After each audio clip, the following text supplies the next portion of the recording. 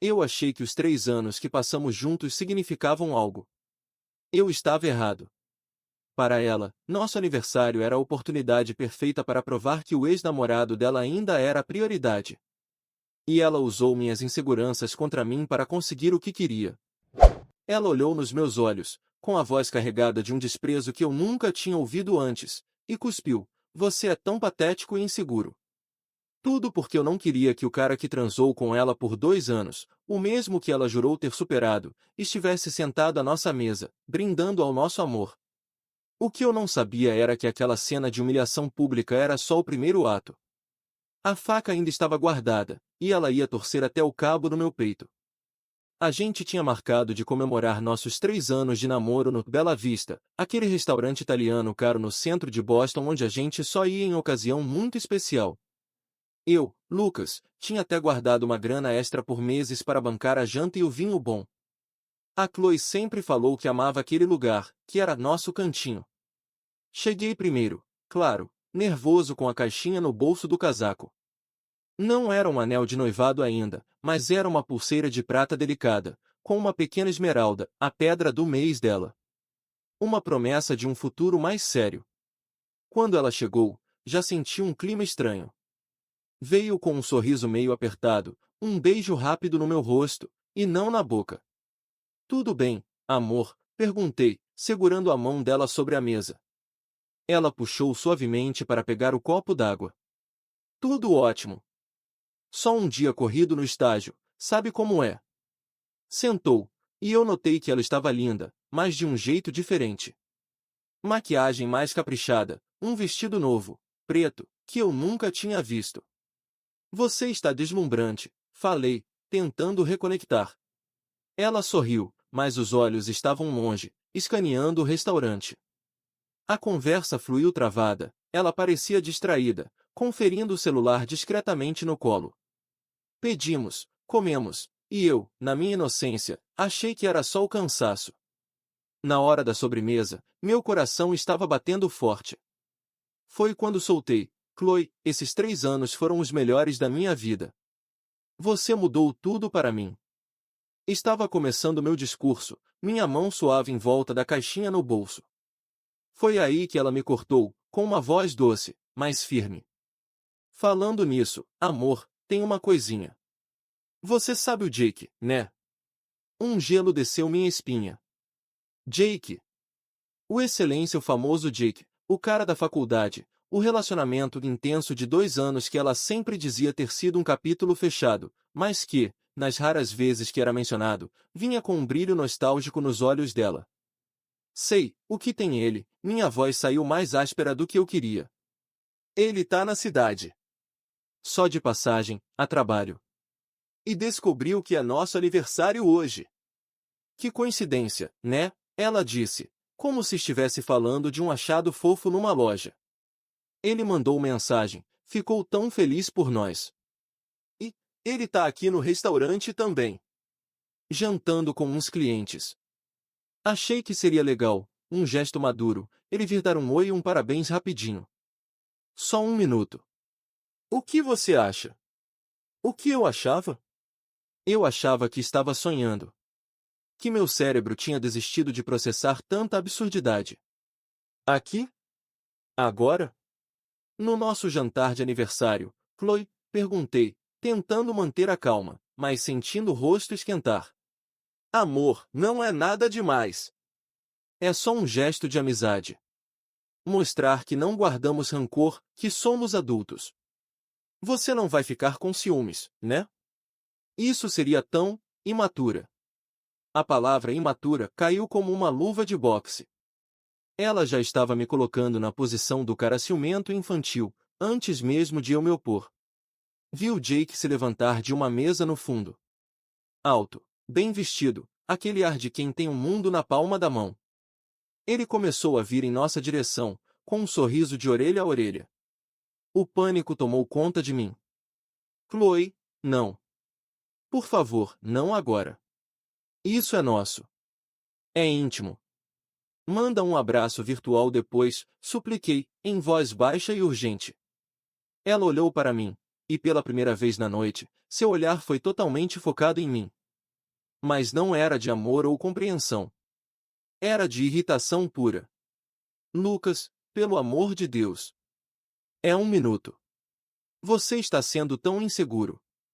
É constrangedor. A palavra constrangedor ela sussurrou, mas com uma força que pareceu ecoar no salão todo. Naquele momento, o Jake chegou na mesa. Shlugo. Lindona. Parabéns, você tá radiante, ele disse, ignorando minha existência completamente, dando nela um abraço que durou 1 segundo a mais do que o normal, um beijo no rosto que quase acertou a boca. Minha mão no bolso segurava a caixinha da pulseira com uma força que doía. Eu estava paralisado. Jake finalmente virou para mim, com um aperto de mão condescendente. E aí, brother? Lucas, né? Tudo na paz? Cuidando bem da minha garota?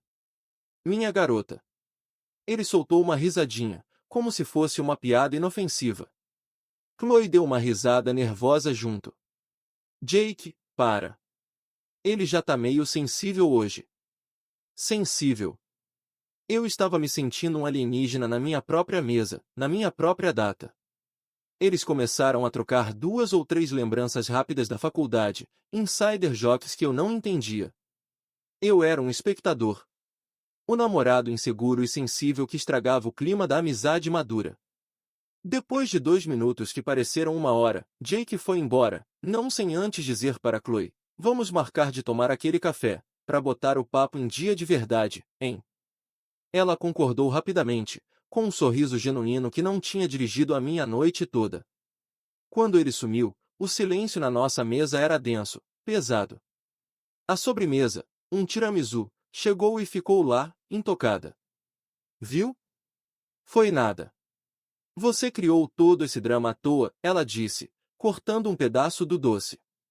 A fúria, a humilhação e uma confusão profunda fervilhavam dentro de mim. Chloe, como você pode achar que isso é normal? Você convidou o seu ex para o nosso aniversário? Ou ele convidou a si mesmo e você achou lindo? Ele não convidou a si mesmo, Lucas. Foi uma coincidência. E eu só quis ser educada. Você precisa trabalhar essa sua insegurança, sério. Isso vai acabar com a gente. Ela estava falando com uma frieza analítica, como se diagnosticasse um defeito em mim. A caixinha no meu bolso agora parecia quente, um objeto ridículo de uma esperança que parecia ter evaporado.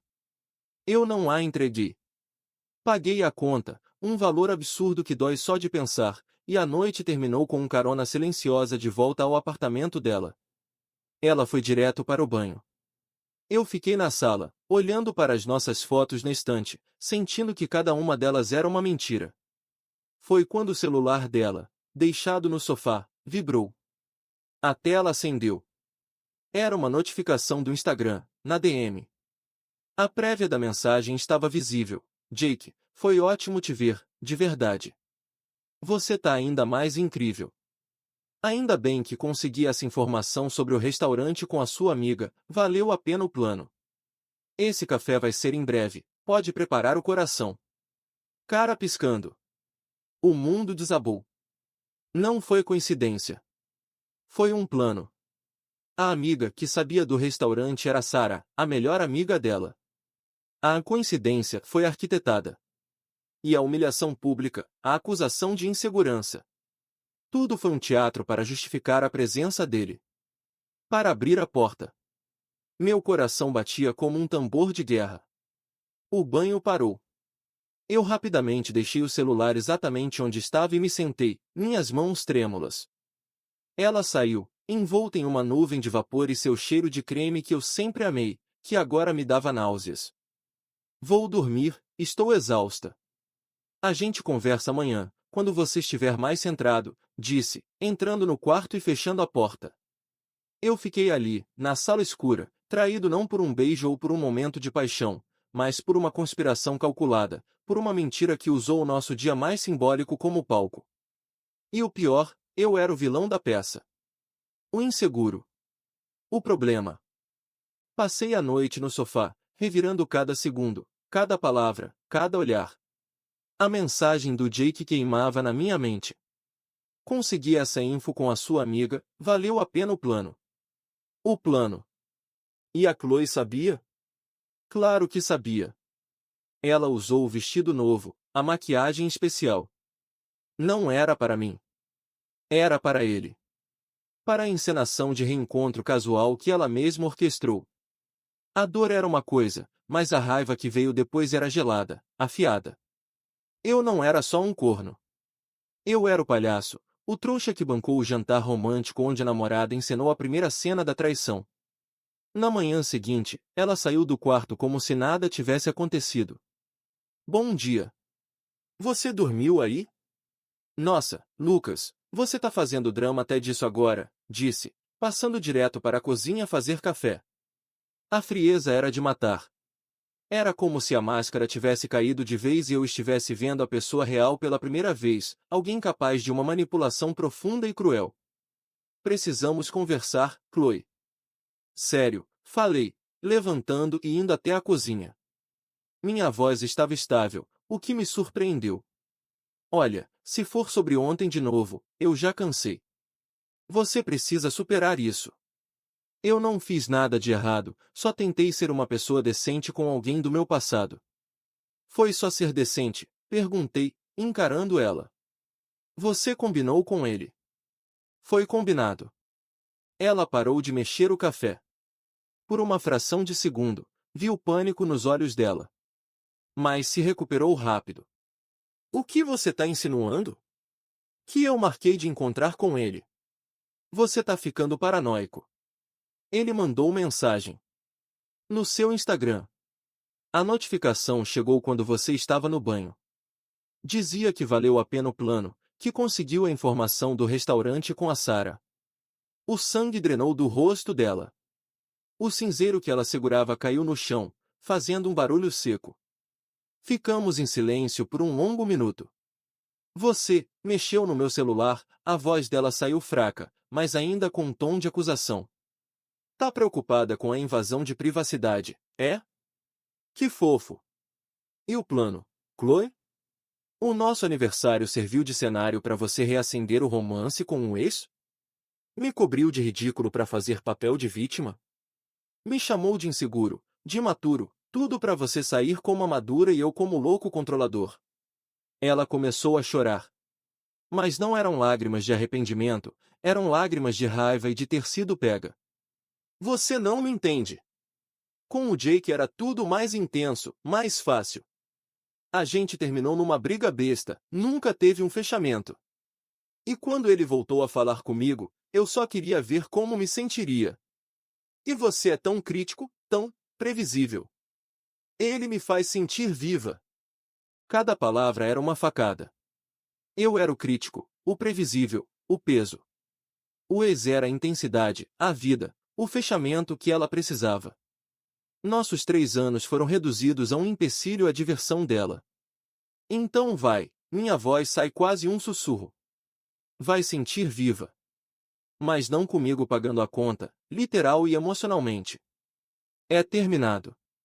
O choro dela parou instantaneamente, substituído por um choque. Ela não esperava por isso. Ela esperava mais drama, mais discussão, mais eu implorando. Achou que o controle ainda estava com ela. Lucas, espera, você tá exagerando. Não foi traição, foi só um encontro inocente. Inocente, eu ri, um som amargo e seco. Que inocente é que planeja com a amiga e com o ex um acaso no aniversário do atual? Que inocente humilha o namorado para validar o flerte? Se isso é inocência, eu sou o Papa. Acabou. Eu vou embora. Fui até o quarto e comecei a jogar minhas coisas, que eram poucas, numa mochila velha. Ela ficou na porta, observando, agora tentando um tom suplicante. Não faz isso. A gente pode superar. Eu corto contato com ele, juro. Foi um erro de julgamento. Era tarde demais. O erro de julgamento dela foi meticuloso e cruel. Enquanto eu arrumava, meu olhar caiu na gaveta da cabeceira dela, entreaberta. Algo me chamou a atenção. Um pequeno envelope de papel pardo. Puxei.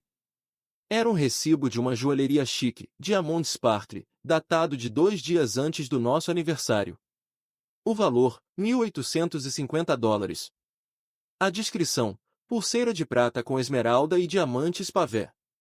O ar saiu dos meus pulmões. Era exatamente igual à pulseira que eu tinha comprado, mas uma versão muito, muito mais cara. Com diamantes. O presente que eu ia dar era uma versão barata, uma cópia de pobre, do presente que ele já tinha dado a ela. Ela viu o recibo na minha mão e ficou branca como giz. É um presente. Do Jake. Ele mandou antes de vir para a cidade. Eu ia devolver. Juro, ela gaguejou, desesperada. Você usou o nosso aniversário não só para reencontrar ele, mas para exibir o presente caro que ele te deu? Enquanto esperava o meu presentinho de mentirinha, a pergunta saiu com uma calma que me assustou. A humilhação atingia um novo patamar, absurdo, quase cômico. Eu era uma caricatura de homem. Não disse mais nada. Saí do quarto, passei por ela na porta como se fosse um fantasma. Na sala, peguei a caixinha da pulseira que eu havia comprado, com o suado dinheiro dos meses de economia. Abri, olhei para a pedrinha verde modesta. Em vez de guardar, eu virei e coloquei ela em cima da mesa de centro, bem na frente do sofá. Um símbolo de toda a minha ilusão, da minha pequenez na história que ela estava vivendo com um outro. Guarda como lembrança. Ou vende para ajudar a pagar a verdadeira, falei, sem olhar para trás. Abri a porta do apartamento e saí. O último som que ouvi foi um soluço abafado, mas não esperei para ver se era de remorso ou só de frustração por ter perdido o controle da situação. As semanas seguintes foram um turbilhão. Voltei a morar com um amigo, entrei numa fossa profunda, mas também numa determinação feroz. A raiva era meu combustível. Foquei no trabalho como um louco. Comecei a malhar, não para ficar bonito para alguém, mas para extrair a fraqueza que senti naquela noite do meu corpo. Bloqueei a Chloe em tudo. Soube por amigos em comum que ela tentou me contatar, disse que estava destruída, que tinha terminado com o Jake, o que eu duvido muito, que cometeu o maior erro da vida. O clichê completo. Cerca de 2 meses depois do nosso aniversário, tive que ir a um happy hour de trabalho num bar bem conhecido. E adivinha quem estava lá, encostado no balcão, com uma garota nova rindo muito para ele? O Jake. Nosso olhar se encontrou. Ele me reconheceu, e um sorriso arrogante e debochado apareceu no rosto dele. Ele se despediu da garota e veio na minha direção. E aí, brother? Como tá a vida? A Chloe ainda tá chorando sua perda, hein? Ele disse, tentando dar uma tapinha no meu ombro que eu recuei. Olhei para ele, para aquele sorriso de quem sempre ganha. E senti uma paz estranha.